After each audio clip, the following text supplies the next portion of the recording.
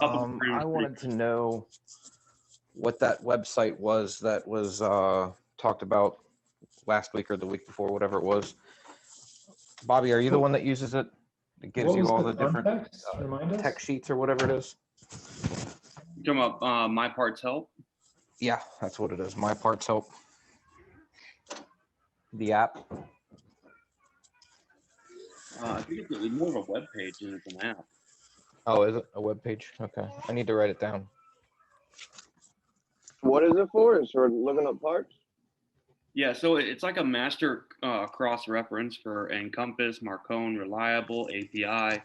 So if you put a part number in, not only does it show you crosses, but it also shows you in the vendor section which ones, what stores have what and what their prices are. And you can, if I remember correctly, you can even log in your information in there, so it actually shows your price. It's what is it? Lake Appliance is the one that uses it like religiously. He says it's Yeah, pretty. I think it was either Lake or Action. I just dropped it in the chat. It's mypartshelp.com.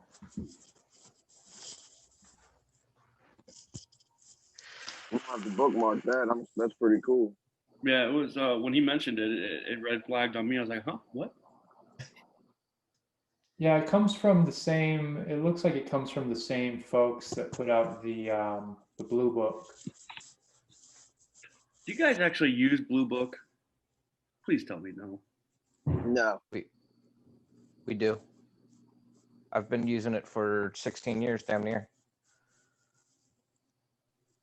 I've never even seen a Blue Book. I do not open it to get the code out, but we use it as our price model. Now, for those that aren't aware, or maybe those that would be watching the recording later, tell the world the Blue Book is. Sure. So it's a national standard price guide book is what it is.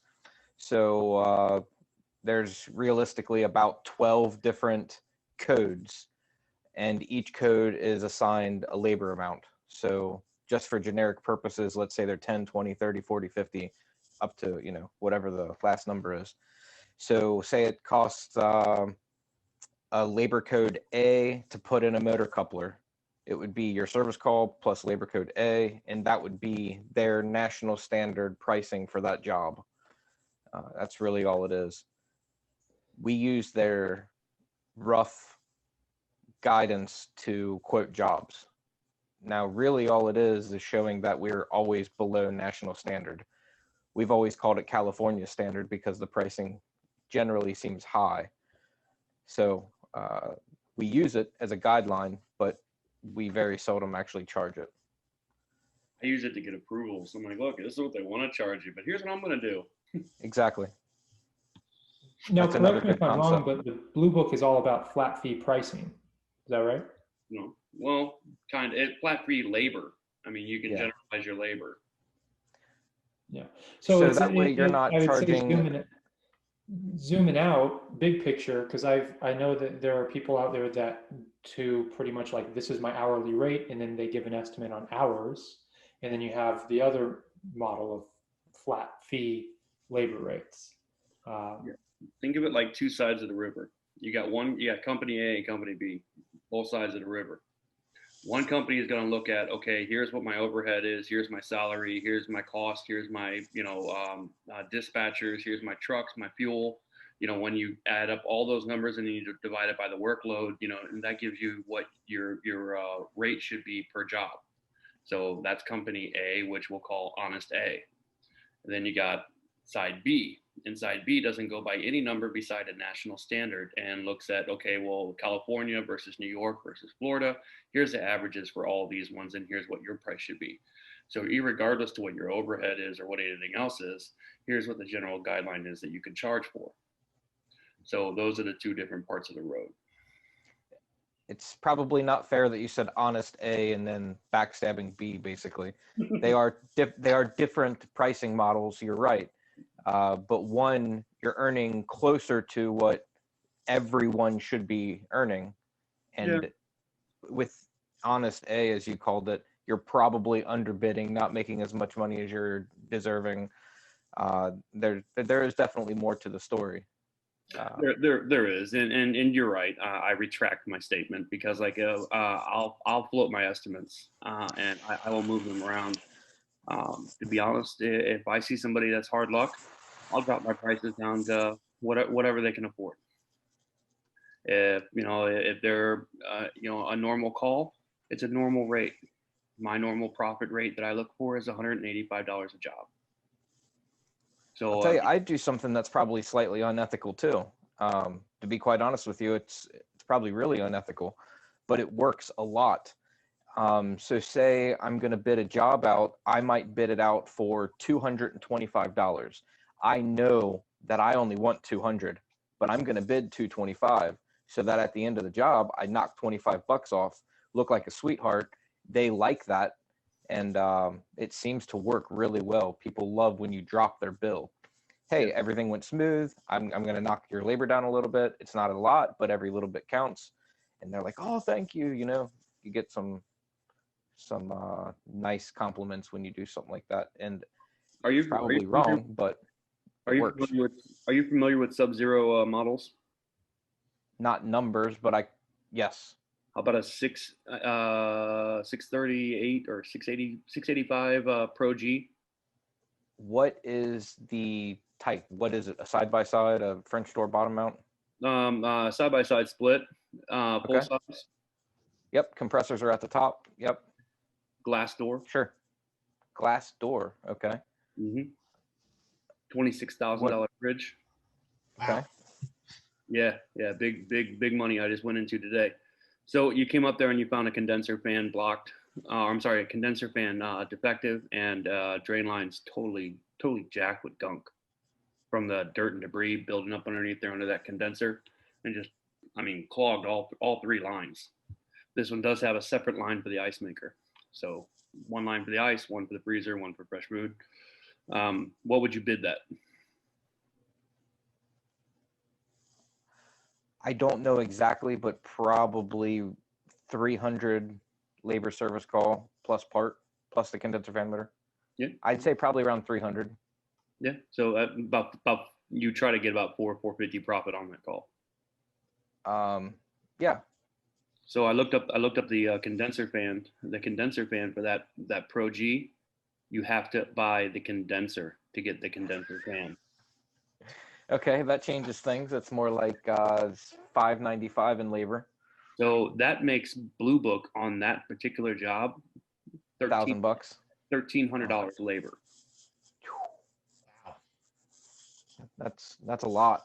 So I just did that today. That's why I say honest day. And then, I was just like, that's a freaking, you're going to take that part and you're going to take the piece that you need. You're going to take the rest of that brand new part and throw it in the trash. I would not. I would put the condenser in. I showed it to the customer. I'm like, look, here's what we need. Here's what we need to do. Here's what I can do it for. I did the entire job for $775. Sub-Zero doesn't do that too many times. In my experience, they're not going to sell you a part that is unnecessarily more than necessary, right? You're going to get what you need for a reason. So if Sub-Zero says that condenser is probably necessary when that fan motor goes out, maybe it boils oil inside that condenser, causes it to clog. Now you've got a potential massive recall that you're going to eat a shitload of labor on because you're not going to get to charge them for it. I'd rather do something like that. I would charge for up front and do that full job. But that's just me. Going with the customer and explaining it to him, I brought him flat out. I said, look, I'm only changing the fan. If it needs more, we'll go with it. But if it just helps and this takes care of it, great. So in the meantime, while I ordered this expensive ass fan from Great Plains, I got on the phone with Great Plains and asked them why that was. And they just said that Sub-Zero didn't actually make that part, and that I had sold as that breakdown. And then when I went to and did the install for it, I made sure I set myself up with CYA on why I was doing what I was doing. But that entire condenser wasn't cleaned, and dirt and that got into that fan. It was pretty gross. Same thing as why those condenser lines got clogged up and why it caused problems. So yeah, that was just a $26,000 fridge and a place that didn't care about it. And I was like, you gotta be kidding me. You know, there's a couple of concepts that I find interesting. We're kind of talking about to the new folks that jumped in. We started talking about kind of like flat fee pricing versus sort of like your hourly rate and quoting on hours. Something that I find pretty interesting with I guess the dichotomy between those two concepts or approaches is like is the perception and where's the customer's mindset and how taking one approach or the other can help to guide their mindset and therefore their expectations. It's like, are you trying to trade your time for dollars? Are they looking at you merely as like a dollar per hour rate? Or are they looking at you as an expert that knows what they're doing? And it really doesn't matter how much time you spend, it's the results that you're providing. Also, another thing is if you think about it from like a business owner standpoint, especially with employees, or even if it's just like a one-man tech or one-person show, it's like flat fee pricing gives you the opportunity to create more profit margins as opposed to the sort of hourly rate. You know, if you're thinking about it with employees, who knows, maybe it's in employees' interest, and I'm kind of playing the devil's advocate with this. Hopefully things will be structured in a way where their mind doesn't go here, but maybe it's in the employees' interest to spend a little bit more time because they're getting paid by the hour. When if it's sort of a flat fee and a different sort of structure where they're not trading their time for dollars, they can be incentivized more so to be more efficient and more effective, to get in and get out and get the job done right the first time and quicker. I don't know, a couple of things. I don't know if any of that stands out to you guys, if you agree, disagree, but I don't know, what do you think? First question first, trading time for money or service for money. A first-time customer, you're always on a time basis. They start the clock as soon as you walk in the door because that service call is their time now. I feel like it every time. But once you fix something for a customer and then you go back, they recognize you're trading service for money, not time. They want your expertise. They want, they really aren't there to step on your toes anymore. They want good, honest work like they got last time. Blue Book, I think, is the only way to go. You should stick with a pricing model. It is far better. Times charging is not, as far as I know, there aren't a whole lot of people that do something like that. Even if you call a contractor, he might be using a rough time idea, but he's going to be overshooting his time because his expertise is what gets the job done, not his time. I don't charge $90 service call for 30 seconds. I charge a $90 service call for 16 years.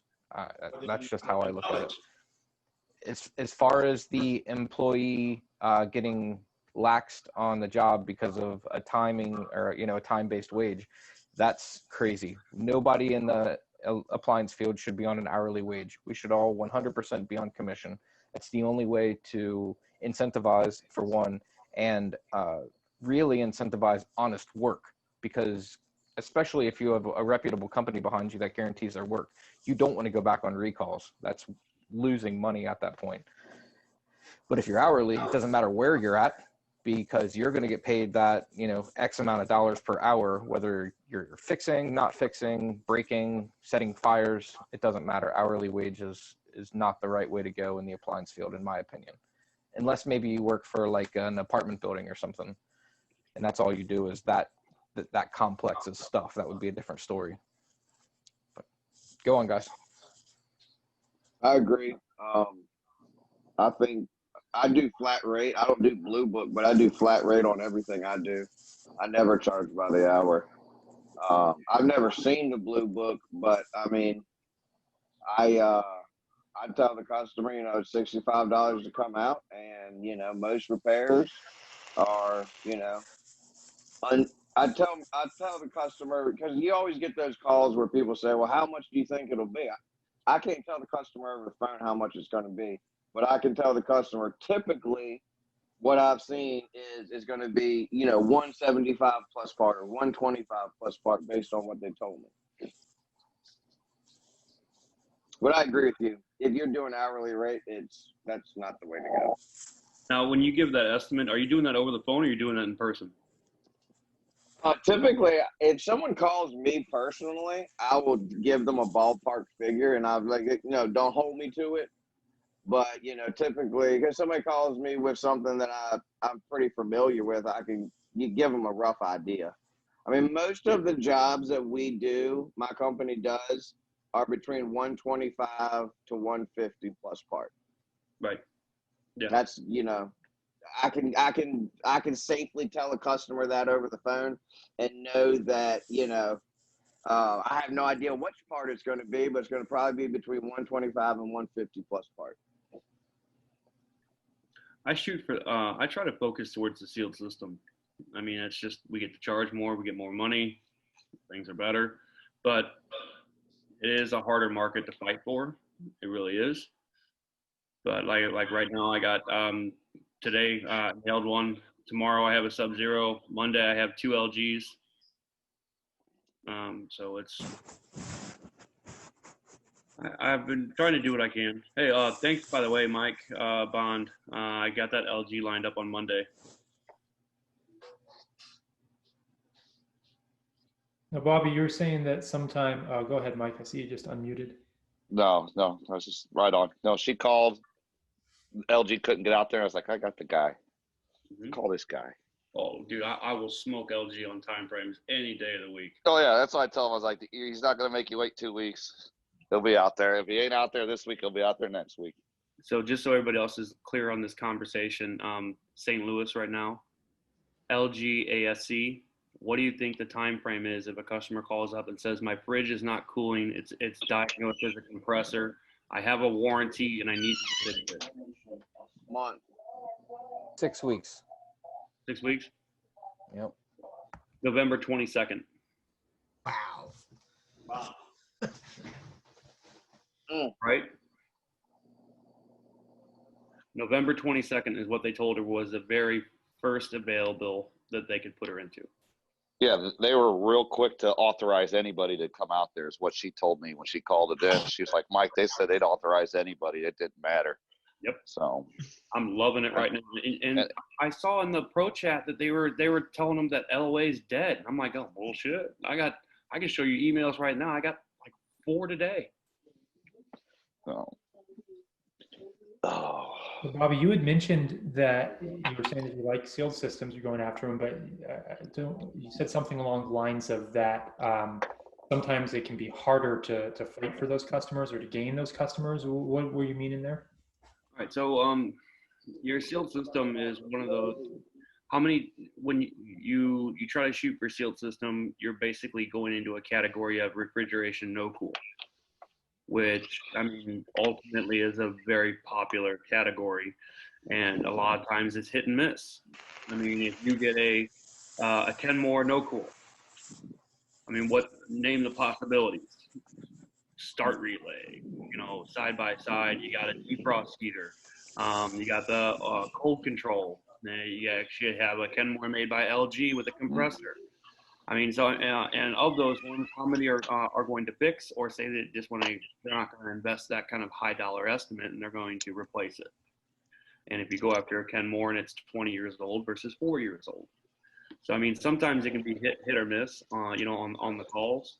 And when you try to go for something like that, that's more point specific, you're opening up your service range to be able to cover a more specific market versus trying to get anything inside of a smaller area. So what are some of the things that work well for you to address some of these challenges? Platforms. Say again? Multiple platforms. Are you talking about like lead generation when you Yeah. say platforms? Yeah, so I mean, you advertise on Facebook, you advertise on Google Ads, you advertise, through customer word of mouth, you advertise, on your website. You got so many different, things. Don't get me wrong. If I had to pick one thing, Google Ads is what makes the phone ring. That's honest. That's just what it is. Facebook is a lot of replies, and you have to reply publicly, so it shows activities, and everybody else wants to ask you, well, how much, and it turns into where that's if you're can sit in front of a computer 24/7. Yeah, Facebook, you can do some ads there, but if you're working in the field and you're a one-man show, Facebook's just a pain in the ass. So if I'm hearing you correctly, the way that Bobby, the way that you're addressing the things that come along with, let me mute them. The way that you're addressing some of these challenges with getting your ideal customer type or job type of refrigeration sealed systems is through volume. You want more leads to sort through and to be able to get, I guess, find the diamonds in the rough. Yeah, like anything else, more chunks of coal, more chances for diamonds. I'd like to know what put you in the position that you thought, I'm going to call it like I see it. I think this is a term that might be condescending, but don't take it that way, but cherry picking. Why is it better to cherry pick than it is to, get them all? You're still making a pie. What's it matter if it's those cherries compared to those apples? Okay, so what do you carry on your truck? I carry 100 parts of 10 different brands that are commonly used parts. Right. I carry very little stock, to be quite honest with you. I'm in a very different position than you. I am part of a company that we have 10,000 parts in-house. We have a parts guy. We have somebody doing all the phone answering. We don't have any advertisement. We're booked, currently like 7 days out for 10 different guys. Sure. It's a very different situation. But I'm asking you, as a one-man show, the route that you're taking is different than one that I don't think that I would see it that way. I'm curious what put you in that frame of mind. So what gets you the best amount of profit? Where do you make the most money? Quantity. It's not sealed systems, not for me. Money is, I think I lose money on sealed systems, quite honestly. I'm spending 2.5, 3 hours. I could go put 4 dryer elements in for the same amount of money as I do the sealed system work. Right. Sealed systems are guaranteed second calls. I'm not going to carry a Sub-Zero evaporator on my truck, but I probably do have that heater on my truck. Very true. So how many completes?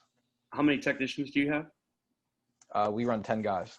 So 10 guys on 9 calls a day. You guys are pushing 90 to 100, 110 calls, daily. So your call volume is extremely high. Yeah. But as an individual, I only run 9 calls a day. So. But your 9 is generated in an area of 110.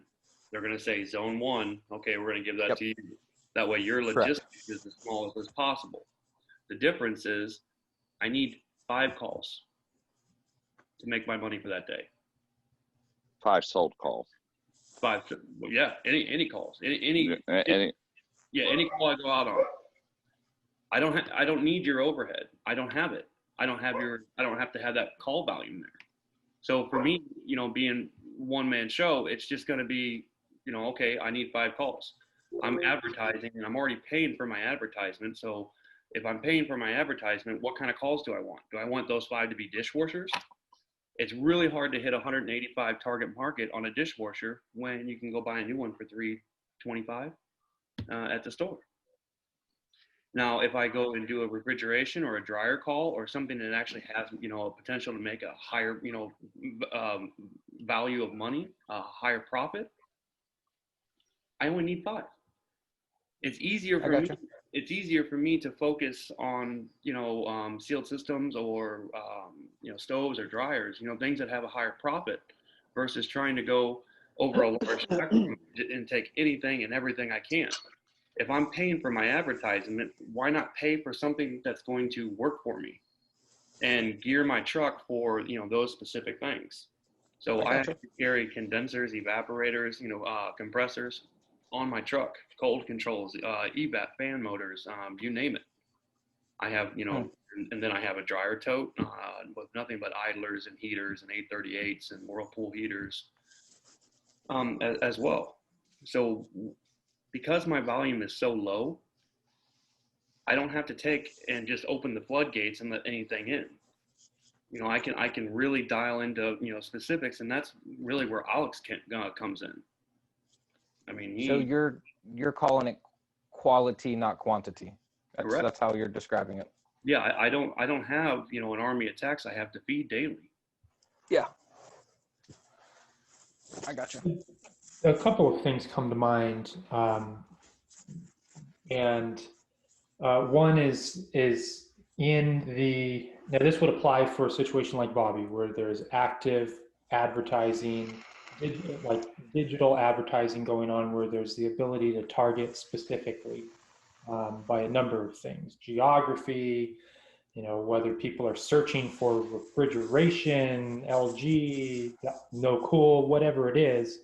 And there can be, I don't want to use the term cherry picking on this one, but there can be a certain level of specificity applied to the advertising or the lead generation efforts that can help so that it's avoid the situation where there even needs to be cherry picking types of jobs, because the type of prospective jobs that are coming in are the type that want to be focused on. And that depends on the business. It depends on the goals. Bobby loves refrigeration, the sealed system work. Here are others that don't want to do or don't have the capabilities to do that, and they want to prioritize dryers and heat elements and whatnot. So there can be a lot of control and specificity around the types of calls you're getting in. But also something that I've observed, and Bobby may have some familiarity with this with people he's been involved with in the past, but there is a level of cherry picking that can go on. And I think it's really important to tread carefully on the phones with how you're going to cherry pick. So if a job comes in that you don't want, that is not as high priority, maybe it's a job you don't want to do. There's an eloquent way to turn the job down, to prioritize it in a certain way, so that maybe they're not, they might want to be considering a different option, but in a way that's not going to leave a bad taste in their mouth for your business and your brand name. Go ahead, Bobby. I see you smiling. So yeah, I'm the silver tongue with this one. All right, so to answer your question on how I negate calls that I don't want, without making the customer think that I'm doing something wrong or I don't want to fix their unit or anything else. There are so many different fingers you can choose from. Starting right off the bat, you can go with job availability. No, I'm booked till next week. You can go with anything else. That model does have a high failure rate. Don't get me wrong, I would love to come out there and service it, and that's all about making the money, but I'd rather be honest with you and tell you just go buy a new one. The long run, you'll be happier, and I'd rather have a customer for life versus 20 extra bucks today. Customers really respond well to that. Other portions of it are part availability. I mean, you can really just divert into any portion of that to discourage. The same way that you can build up, you can build down. But the whole key to that is building down in a way that you're not losing the potential of having a customer. Prime example, some people will say on one side of the fence, it doesn't matter if it's a dishwasher, if it's a microwave, you don't know if that customer has a Sub-Zero or something great sitting in their house, and you're losing the potential. Well, technically you're not, because you're being honest with the customer. The customer can relate to you and they want to call you back for your honesty. That's one side of it. The other side of it's going to be as far as the value, per dollar. If your average is 185 and you're really good at sealed system work as far as speed, and you can do an LG call in an hour and 25 minutes, and you're making 350. The goal there is to go where the money's at. Is that what you're getting for LG? Is 350? More, but it's how it's broken down. My service call applies to the labor, So sealed system work is $350. You buy your compressor at wholesale, you sell it at retail, you make a profit there. Same thing with your parts.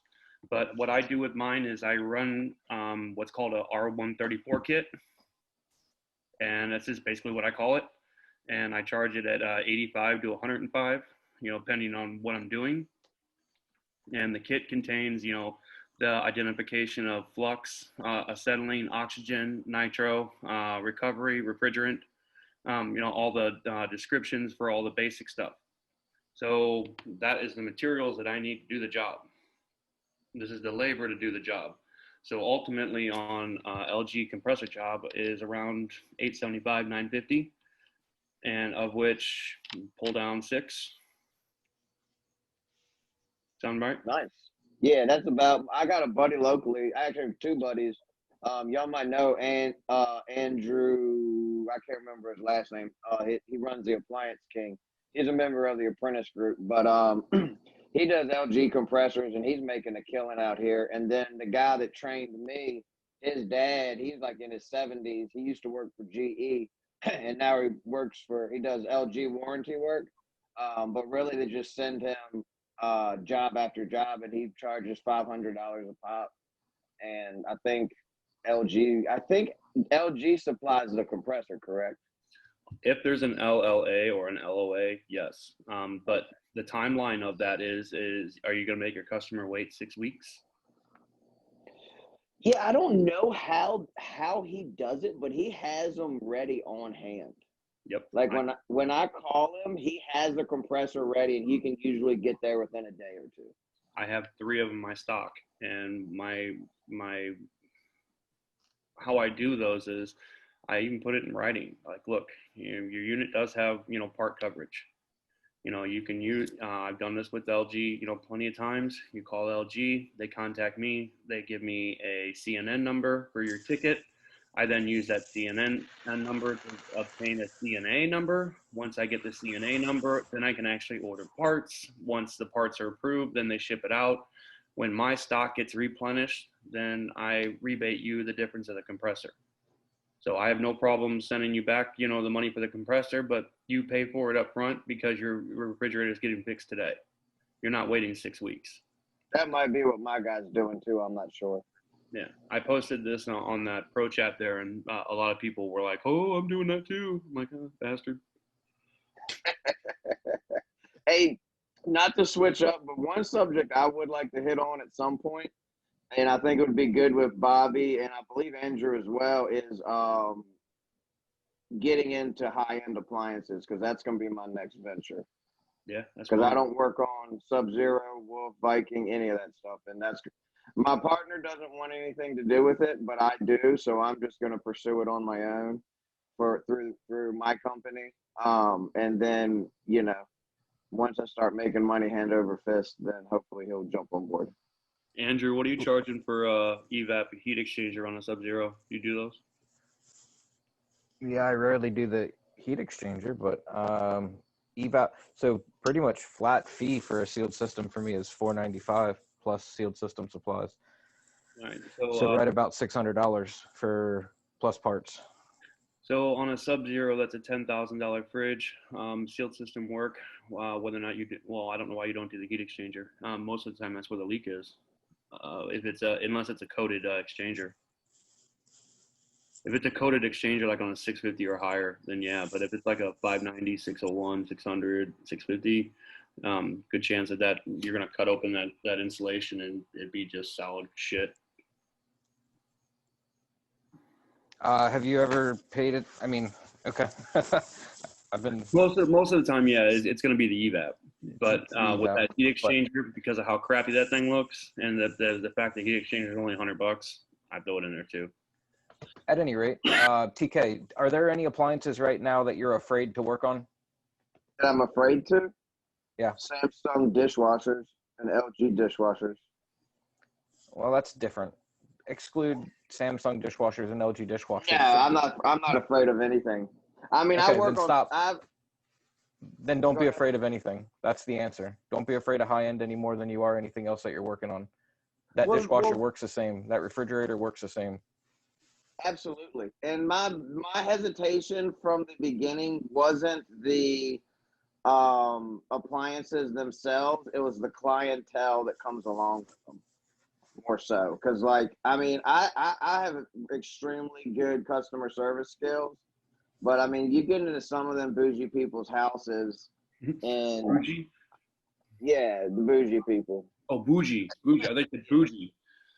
No, the bougie, the bougie people where you got, I mean, I guess my hesitation was more so worried about the clientele that I was going to be dealing with.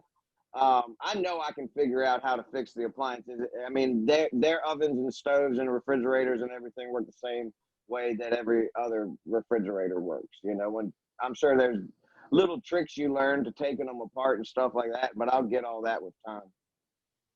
So what is it that what kind of situations or scenarios do you have in your head that you think you might run across with the bougie people? Oh, the same kind of ones I run across now where they're just like impossible to make happy. Like no Yep. matter what you do, like, we're professional. We put booty foot covers on our feet and, wear masks, do whatever you ask. I try to, clean the area when I'm done. And, if you nick a wall, if you accidentally nick a little wall, and the average person's house, they're not gonna make a huge big deal about it. You nick one in, somebody who has a $26,000 refrigerator, they're gonna have an issue. Yeah. I think there's probably some truth and a key into something that you said. It's that it's like the same issues that you already run into with people that, I don't know, we'll just say can be a little bit more particular, a little bit more picky, a little more high Yeah, maintenance. yeah, but I'm gonna do it regardless. I was just thinking that'd be a good subject to go over one. We don't even have to do it tonight. Just maybe, do that topic just because it's the direction that I want to go in. And we're also our apprentice that we trained up. He is sealed system certified EPA because he actually took a class at Amazon before he came to work for us, a 16-week course that included EPA Amazon? certification. Amazon. He worked for Amazon, and Amazon has a placement program for their employees. So if you want to learn a trade, if you want to learn electrical, plumbing, different trades, you can take these courses. And he took the appliance course. And then once he was done, the person that was running the course for Amazon, which was a guy out of New Jersey, contacted me and sent me the resumes of everyone that graduated the class, and none of those people knew anything. Right. They took 16-week course and didn't know how to use a multimeter. I think the stigma with rich people is not a good one. You're going to treat everybody the same, whether they're rich or poor. And Right. it's highly unlikely that you're going to get any more headaches from the clean house rich people than you are some of the dirty house less rich people. That I don't think it's a necessary fear, to be quite honest with you. I prefer working for people with money because it's easier to get them to sign the check. And that's kind of where my money's, that's where my heart's at is if you sign the check, I'm going to treat you as good as possible. Did you guys see that post on that pro chat with the I posted on there with that filter that was all gunked to living hell? I don't think I saw. Yeah, the dishwasher filter, the ASCO dishwasher. That was out of an I did see Axe that. code. That was also the same house that had this Sub-Zero, Pro $26,000 fridge. Both were, I mean, the maintenance on them were total shit. I mean, they were filthy as hell. And they have a housekeeper. Did you teach the housekeeper how to clean the filter? Because nobody else did. I told them get rid of it and buy a Bosch. And then they brought up the Sub-Zero. I was like, oh, well, hello. Yeah, I agree with some of the stuff that Andrew was saying, about like treating them the same way. And more so, it's like you're going to want to set expectations starting from that phone call all the way through to, the end of the repair and everything. And it's like you're going to want to run things a certain way, regardless of whether it's a high-end customer or not. But keep at the same time, keep in mind, the marketer here wants to encourage you guys, always try to keep yourself in their head and what's important to higher income people. Time, and they'll pay for the time, you know? So like, are you making their life easier? Are you going to be able to get it quicker? Somebody that's calling for a high-end appliance, I bet you they're probably going to have a higher, they're going to be less likely to want to wait X amount of days out because they have the money to spend. And, you know, who knows? They're on the phone, they might offer to pay you more. Hey, you have an expedited fee? So, Yeah, I had a dude the other day try to get me to come out to his house on Saturday for an extra $200. You took it, right? Oh, I got him. I actually got it. He was like, well, this was the scenario. He's like, if the part doesn't come tomorrow and it comes Saturday, because he had ordered something offline. I can't remember what. Oh, it was a board. He had ordered a board offline, and he was getting it shipped to his house. And he was like, can you come back and put it in? I was like, if it comes in by Friday, I can. He was like, well, if it comes in Saturday and I pay you an extra $200, will you come? I was like, I'm sure I can get it done. But it ended up coming up. It came in on Friday, so I got him taken care of. It was actually that GE that the compressor and condenser fan wasn't running. I don't know if y'all saw that post. Yeah, that's a board at 9908 or 19098. Yeah, the inverter board. Yeah, I just did that exact repair today. Did you? Yeah, side by side GE. Yep. No, this was a bottom freezer. Mine was a side by side vertical mount board. Okay, yeah, no, that's a different one. I think this was a 1024 inverter board. Speaking of boards, the one I'm talking about is a 942 Paul for the GE. 10942P. Yep. Yeah, WR the 55X 942, 10942P. Yeah. I did that one today. But are you guys familiar with Whirlpool board numbers for the fridge? The one that ends in 463 that is no longer available anywhere? Can it be rebuilt? Have you called Corecentric? Yeah, and they wanted too much money. I'm a greedy little whore. I'm not gonna pay them to do it when I can do it myself. I know what you're talking about, but I haven't ran into it very much. Yeah, 4 relays and 2 caps. Is that all it is? That's all it is. But it's on a dual layer board though. I will, it is a dual layer board, which doesn't really mean much. It's a dual layer board, whatever. But I bought one, the rebuild kits, and I rebuilt it and I got it done. Since the time I was waiting for that stupid part to come in from eBay, I got 3 more. 2 of them didn't have it fixed, and I explained the problem, and they were condemning it. And I asked them, I said, if you're going to condemn it, do you mind if I take the board? And they let me have it. So I put the rebuild kits into them, and now I have those boards on standby in my truck. Hell yeah. That's genius, man. I'm buying 3 more of those kits now. And what's the kit you're ordering? I can pull it up real quick if you want. And you said it's off eBay? Yeah, hang on. I'll pull it up. Yeah. I got to order one of those. So you remember when Alex was talking about rich people pay for other people's time to save their own? That's what Corecentric does when they charge you $175 to rebuild that board. 200. Oh, yeah, okay. Yeah, 200 for servicers, 250 for non-servicers. I called Corecentrics before I did it. I did a little bit of research. The other one is called Board Medics, and Board Medics wanted 250 flat out. They don't give anything for anything.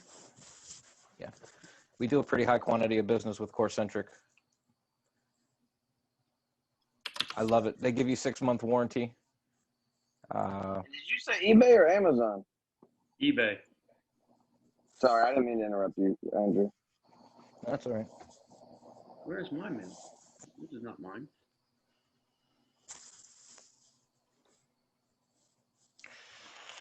While he's pulling that up, Chris was adding to the chat. He was saying that for his company, the higher income customers have been easier to deal with for them. That's good to know. Yeah, he says they seem to be more comfortable with doing repairs and cost more. obviously, and they don't nickel and dime you or tell you they found the parts cheaper online. Yeah, it just goes back to like, are you saving them time? Are you alleviating their painful experience? Are you going to make it easy for them? Those are the types of things that type of customer type is going to value more. While on the other side of the spectrum, you know, people are going to value that cost saving more, and therefore they might be okay with waiting a longer amount of time, or doing something on call, or either way, there's always going to be this give or take. Cool. And it looks like Bobby just dropped the part number in the chat. And yeah, I mean, unless there was anything else real quick, I think we can just go ahead and wrap it up for the week. And really good. I've got a lot of really good kind of notes that I was taking on some of the highlights that came out of this conversation. Oh, wow. They make a kit with everything you need? Yeah. And it's like, I didn't even know such a thing existed. it's like $16. And the other thing that I saw was if you type in that that actual relay is like a H33F, and you can order like 20 of them from China for like $20. I was like, ooh, I already have caps. All I need is a relays. But they are 120 volt 6-pin relays. Okay. Oh, Yeah, and those things are probably on a bunch of different boards. yes, they are. Mike would love to be on this conversation. Mike Carlson. I'm seeing $19.95 plus $4 shipping. I'm gonna go with that.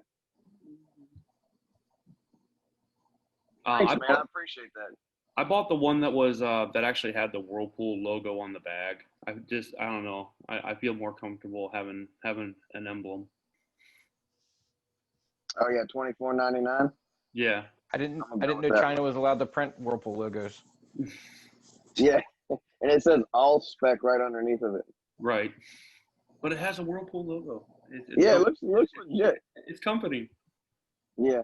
The last thing Whirlpool wants you doing is repairing control boards. Oh, but so when I looked up and they brought the kit in, and I opened up the instructions to the kit, it's like one piece of paper, right?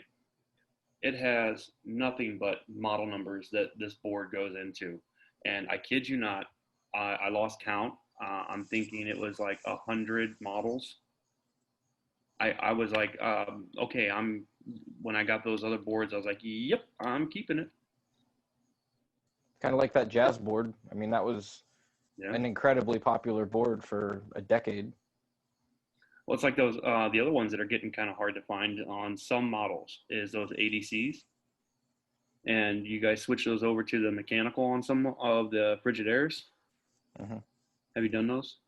On Frigidaires? Yeah, I'm pretty sure it was a Frigidaire. I was able to it was one that only had the 4-pin, like the 4 larger, pins on the side.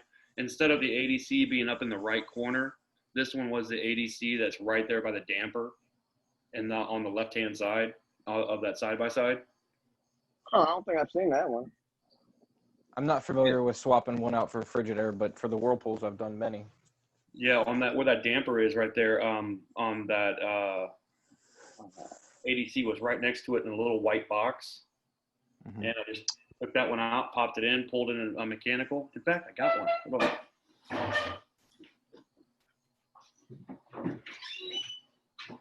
Is it past your bedtime, Alex? I actually have I'm part of a mastermind group that meets shortly after this call. But no. Cut us off. Yet. I can totally leave the room open for you guys too. So I will be hopping out soon, but doesn't mean that the rest of you have to pop out. So if you guys want to see what my truck stock looks like, I got a bunch of these. I got about 10. Cool. But this guy. It's a Whirlpool. You just plug it right. Universal timer. Yeah, and you just plugged it in and it was good to go. But this one was for a Frigidaire, because it was a 2402 number. It had to been Frigidaire.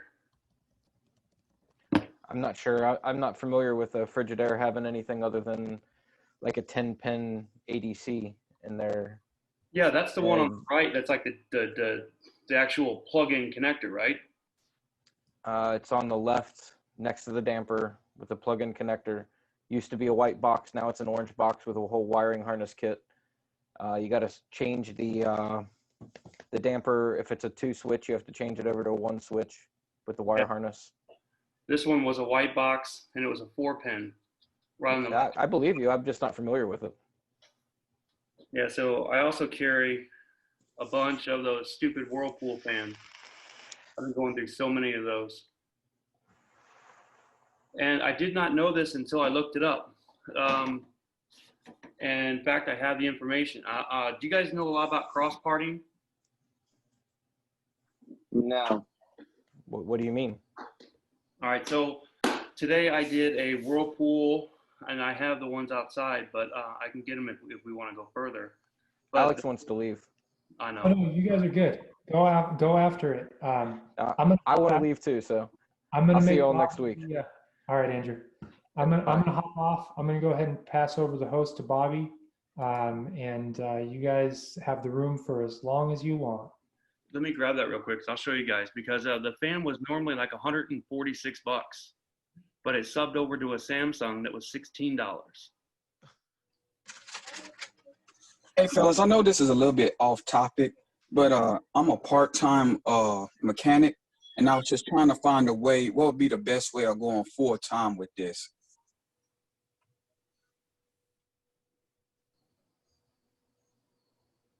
When you say mechanic, are you talking appliance or? I'm actually in a part-time. I do my own appliance repair. I run my own company on the side, but I like to go full-time. But I'm just having problems generating more customers. That's my biggest issue.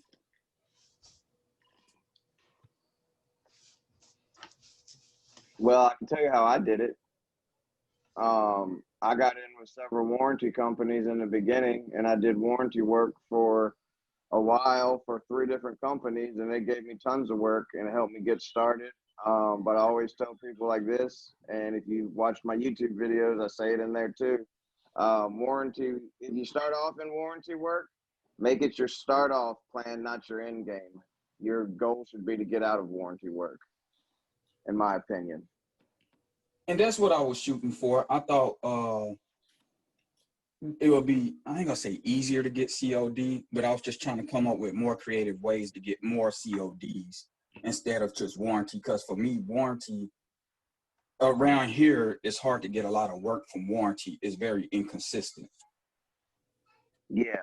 And also property managers are good too. I do work for probably 10 to 12 local property managers, and they're my bread and butter. Okay, that makes sense, because I've been trying to get in contact with a lot of the companies, the renter centers and stuff like that. That's what I was trying to get work from. Do you think that's a good idea? Like rent-a-center? Yes, sir. I don't know anything about that. I've never dealt with any of that stuff. Those are flat fee ones for Rent-A-Center, aren't they? And most of them are going to be roach infested. Okay. As soon as I see a roach, I go running. Sorry, I just saw a duck. I mean, most of those Rent-A-Center ones are usually like roach infested. Okay. Pass your card around to real estate agents too. Okay, thank you. So this is it's a 670066869. This thing listed at $146. So I mean, if you look that up on Reliable, it's a $146 fan. Piece of shit. That's a Samsung David Adam 31 00146 Edward. That one's $16. For the same exact thing. Same exact thing. The only difference is one has Wire. a plug and one you have to get a plug for. Okay. The plug is $3 from China. I've got like 5 coming in. Can you send me that part number and the plug part number? The plug part number I'm gonna have to dig for because I did that on my wife's computer, not mine, and I'll have to get that to you. But yeah, in fact, I'll put them in here right now.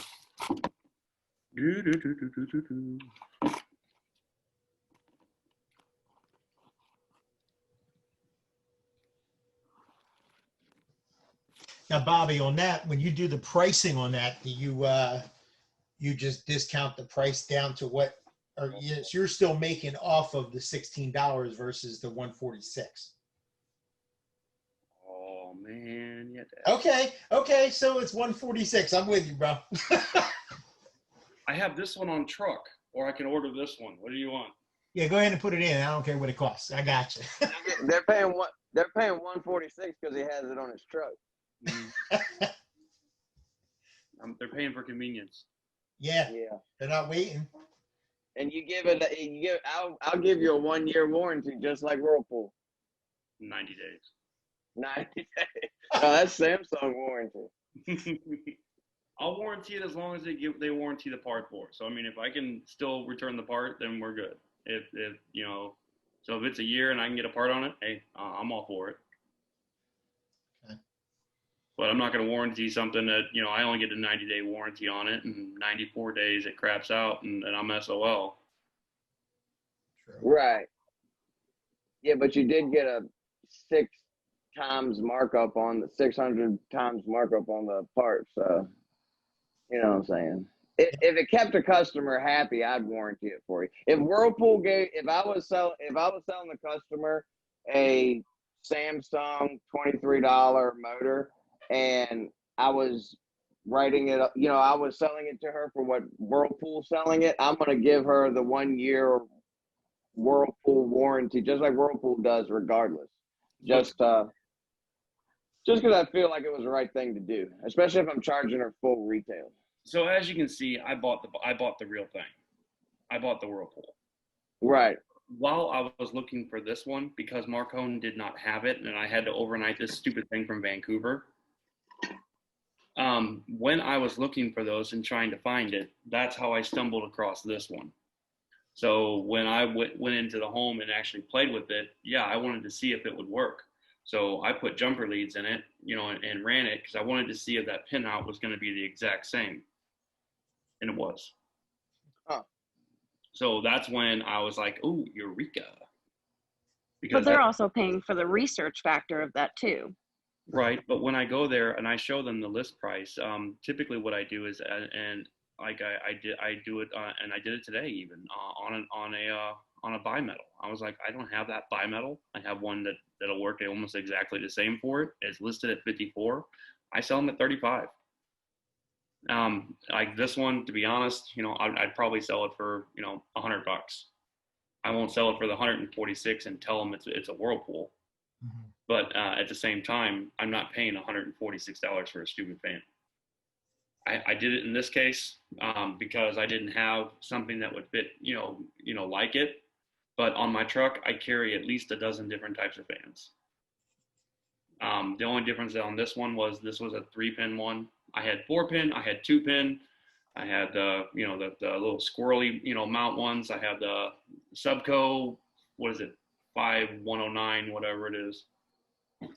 I carry all the other ones, but I didn't have that one. Typical, right? So 146 was the retail on that? Yeah, so I give you, I put it down there in the chat. If you drag that over to Whirlpool or drag it over to Reliable, you see it's like $146.98. I mean, it was ignorant price fan. I was like, Jesus, that is expensive, and it's a Panasonic. That's crazy. It probably costs $1.35 to make it. I'm gonna see how much it is at my supply house, which I mostly deal with cash flow. Well, when I did that one, some of those Whirlpools, when you change those EVAP fans when they go bad, you also got to do the control board. So yeah, this customer had an estimate of $684. So I did control board and the fan. I did them both. And that's a Whiskey Papa 67006869. Whiskey Papa 67006968. I apologize if I marked that wrong. Yeah, I did it twice. I was like, I don't see it anywhere. 6968. Yeah, I put 6869. Sorry, reverse that. 6968. All right, I just re-punched it in so I can copy it.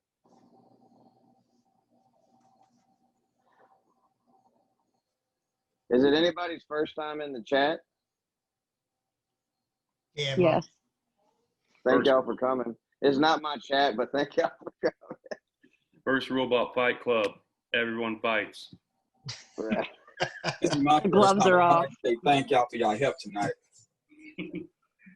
It's Tribble's got it for $157.38.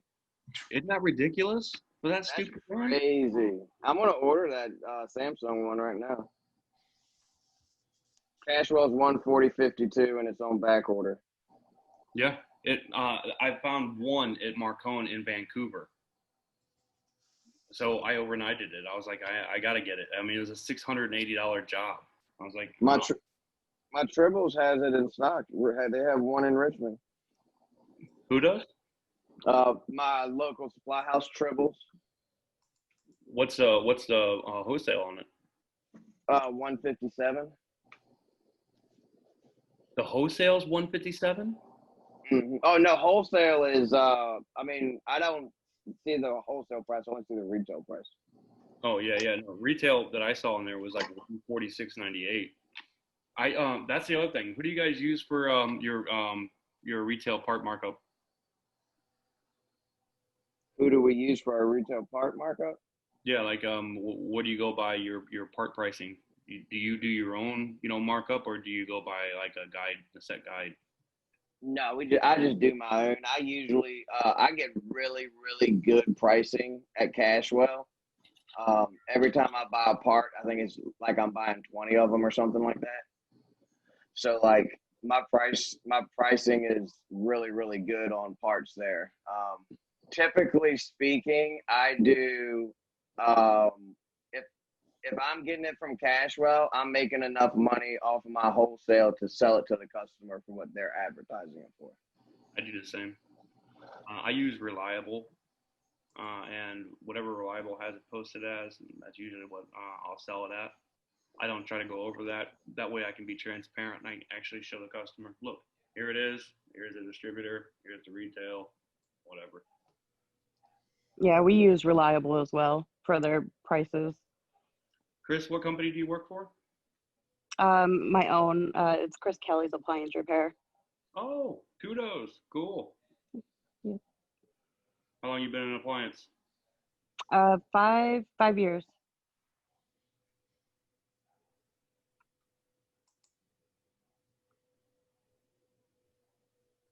TK has actually helped me on a microwave before. He got lucky. No, TK is a good guy. He is. You hate Much microwaves, appreciated. though. You know Yeah, I don't usually work on them. if you can follow a wiring diagram really well and you're looking at a microwave, the only downfall that microwaves usually have is that you have to go by neutral. You cannot go by ground. And that's usually what trips up most techs. Yeah, we don't typically work on microwaves. I believe it was a GE Sharp type microwave, Well, if I'm not mistaken. door model or It was normal door? It was the fold down door. Not really the drawer, but where the door folds down. It was one of the higher end. I think it was like $1,000, well, over $1,000 for the actual microwave itself. Yeah, I like those button pull out ones, and people hip them and then they strip out the carousel. Those are the fun ones. Yeah. You're talking about the Sharps? Yeah. Yeah. Not a fan. Are the decor models of those made by Sharp? Do you guys know? Because I know Decor is not making those things. I know a lot of them were made by Sharp, and they just swapped their name on them. Right. Yeah, I'm pretty sure it's just Sharp. Because I did a Decor, and it looked awfully very familiar to the Sharps that I've worked on. I mean, so I do. Let me rephrase that. I try not to do them now just because there's not a lot of money in them now. But man, I've done so many latch assemblies, and most of the time it's usually just just try to shim it up a little bit, loosen the screw, lift it up a little bit, put it down, and kind of zip it, down there to hold it a little tighter. But have you guys been seeing those hinges on the door actually causing the problem? Mm-mm. So is that across all brands? no, like I saw a bulletin on one of the ones for Frigidaire where they're saying whenever you have that problem to change both the hooks as well as the whole latch assembly. And it's like taking apart that door and popping that plastic out. That plastic always goes to the point that you're uncomfortable with it before it either lets go or it snaps. Shit! That nerve-wracking, yes. Right. You got that just that finite line, and it just likes to dance right on it. Mm-hmm. Yeah, I started stocking that GE latch assembly because I was seeing it so often. Guess how many times I've seen it since I stocked it? None. Exactly. 0. So, I carry. Isn't it funny how it works that way? I carry a subco switch, which can be used either way. So either switch can be either one. It can be either open closed or closed open. Have you seen those? And you just cut the one off that you don't need. That's all I use. No, I love that switch. You got 2 of those in your box. You can fix one. You got 10 of them in your box. Don't care. You don't gotta sit there and look at it. Like, all right, yep, this will work for either one. Yeah, and there's 2 different size terminals, right? You got the smaller terminal and the larger terminal. I carry like 10 of each. Yep. I think those are the QB, right? Yeah. It's not in this box because it's in my microwave tote, but yeah. Since it's here, what else do you guys carry that's a real popular stock item? For microwaves, I carry capacitors, diodes, door switches, obviously. No, I just got my refrigeration tote here, but you guys carry those? Yep, I get the start device kit. Yeah, I got those, the Whirlpool one. But, I got these on Amazon with the cap. It was like $11. Oh wow! With the cap, I don't care about the start relay. I just want the damn cap. But to get both of them for $11, I couldn't beat it. So yeah, I bought like 10. Do you see a lot of caps bad? When I do one, I don't like to take a chance, so I'd rather change both of them at the same time and have it done right. I can honestly eliminate that callback. I can honestly say in 5 years, I have never seen a bad capacitor on a refrigerator. Yeah, but is it? Do you not change the cap, or do you change the cap and just have peace of mind and sleep better at night? I should probably change the cap now that you're saying that, Bobby, but I have not been, and I've never gotten a callback. Right. Well, you're going to start doing it from here on out. Yeah, now that you said that, I'm going to get a call back on the one I did yesterday. I just think, here's the other one. Man, these stupid little things. I don't know. Let's try to get that where you guys can see that stupid little sensor. I can't see. What is it, a thermistor? Mm-hmm. Oh, yeah, that one for the Whirlpools. Right. Now, I carry this one that has the connector on it.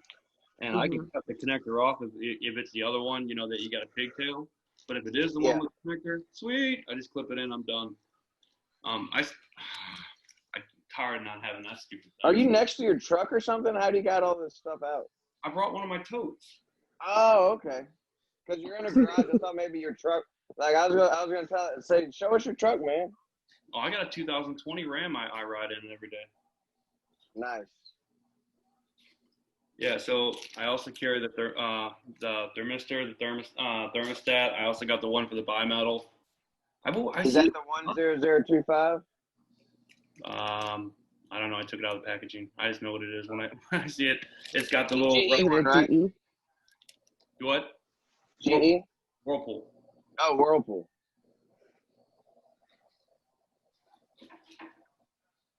Like Christmas when I look at these, I just look at all these numbers and I'm like, oh yeah, that one's money. That one's money. That looks about like 250. What is one of the most common repairs that you guys have in your areas? Samsung dual evaporators.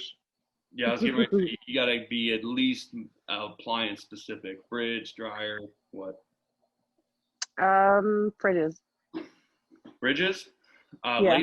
Lately, I've gone through like 7. Glass rod heater, 55. Yeah, we've been doing a lot of those. I think they're on back order now, aren't they? I don't know, but I ordered the ones on Amazon, and I'm a cheap son of a bitch.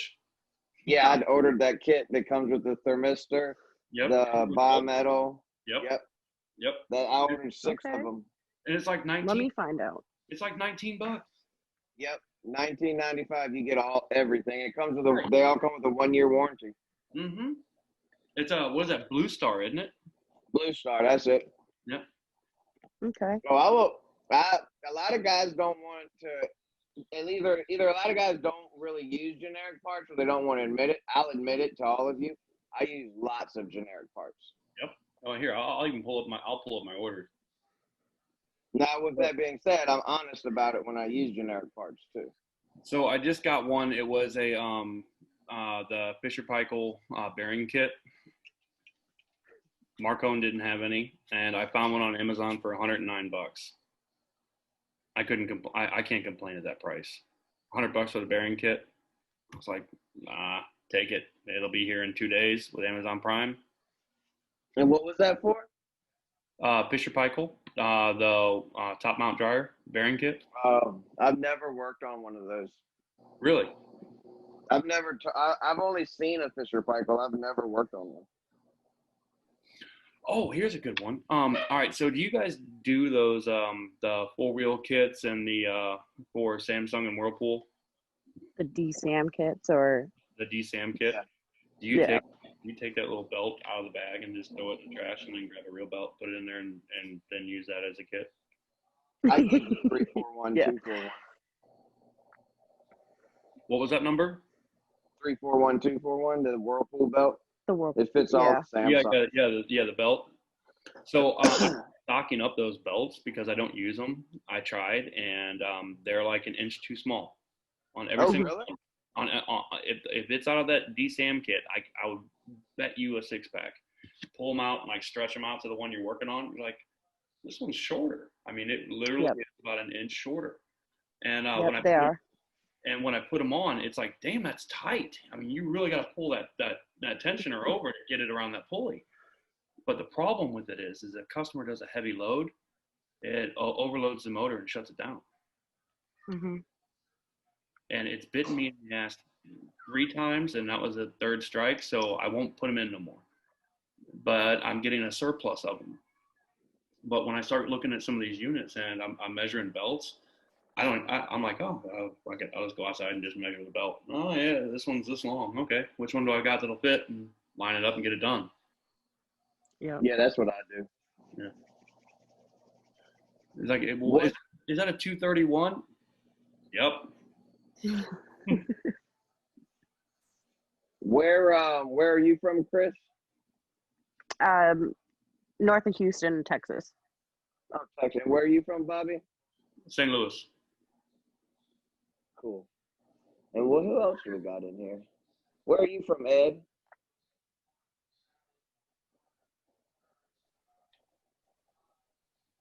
Oh, Ed's silent. Where are you from, Cruz?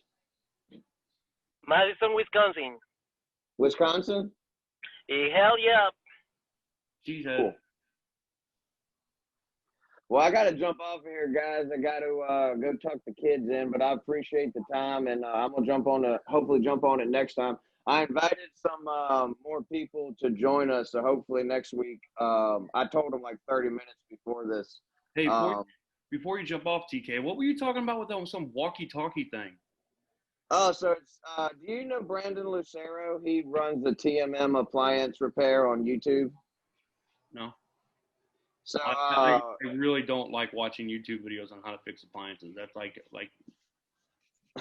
I understand. I only do that in the bathroom when no one's looking, kind of thing. Yeah. No, I totally get it. No, Brandon's a good guy. He runs TMM appliance repair. He's putting together like a little training thing down in I think it's Florida. And he has a group that he does on Voxer, and it's basically like a walkie-talkie app, and you can just get on there. You can text, you can send pics, you can do everything, but you can also do these little like walkie-talkie voice recordings. And they'll just, I don't really get on there much, but they'll chat during the day. It's a lot of newer young techs and, you know, some guys on there that really know their stuff that are, you know, trying to help the newer people out. So I just figured I'd throw it out for any of the apprentices. For someone who knows their stuff, it's not going to be very interesting to you, but if you are still learning a lot, it's a good place to share information and, you know, just hang out and chat and, you know, talk about whatever and encourage one another while you're doing it. And not only just that, so I actually did come over here because you posted in TMM, but I mean, you can learn a lot of nifty tricks that you didn't realize before. Yeah, exactly. Yeah, well, it's just a great community where you can get together. You know, it's just like sitting here. It's like sitting here, what we do on Thursday, what you and Alex do every Thursday night, except for it's all day long and people are chatting and talking and sharing. I'm not very involved in it, but that's just because I don't know. I have ADD and I'm all over the place all day. I can't. I have enough social media stuff going on. But I'm gonna jump off of here, guys. I appreciate y'all's time. Yeah, I'm gonna hop off. Bye, TK. Thanks. That's Bye. for everybody. Bye. Thank you guys for all coming out. Like I said, normally we get about, I don't know, sometimes 6, sometimes 20. It really just depends. But yeah, it's if you guys have any questions, concerns, trying to find parts, you know, doing whatever. Alex does all the leads and does everything else. So I don't know how long you guys have been doing this, but I'm a 20-year tech. But I've owned Pace Appliance now for coming up. Actually, today is day 60. Today's the 15th. So August 15th, I launched Pace, my own company, and I'm already booked out through next week. Congrats. So within 60 days, I already have, if you look me up, you'll see I have 35-star reviews, my own website, everything else, all inside of 60 days. So That's impressive. Me and Alex have been working on how to build an appliance company in 30 days, and we made a video. So let me ask you this. How do you go about getting reviews? Do you market for them from your customers? No. From doing this 20 years, I have no problem speaking to a public or a spotlight. So when I'm there with the customers, I'll even bring them over and tell them, you know, here, come look at this, see this part, see how it's bad. All right, you know, this and that. But with anything else, it's if you give the customer just one extra little thing, doesn't matter what it is, advice on how to clean the screen on a dryer vent, or how to, you know, do maintenance on their dishwasher, anything while you're in their home, how to clean their stainless, you know, in their kitchen, little things like that, and then ask them for a review. Most of the time, you're going to find if you give a little, so will they. Right. So that was my question. Like, do you ask your customer to leave you a review? So my whole, you know, fundamental goal I've done for the past couple of years is I find one customer, just one. I want one customer a day. So if I have a part in stock, I can fix the customer and get them done. I give them a cheap price. I give them a, you know, great repair. I go out of my way a little bit and I ask them, you know, do you guys do reviews? Oh, yeah. I say, can I send you a link? Oh, sure. Yeah, I'll do it right now. All right. Here's a link. You know, 5-star review. So I'm averaging right now about one a day. So good to know. Just one customer a day builds up, you know, 60 days. I got 30 reviews, so I'm happy.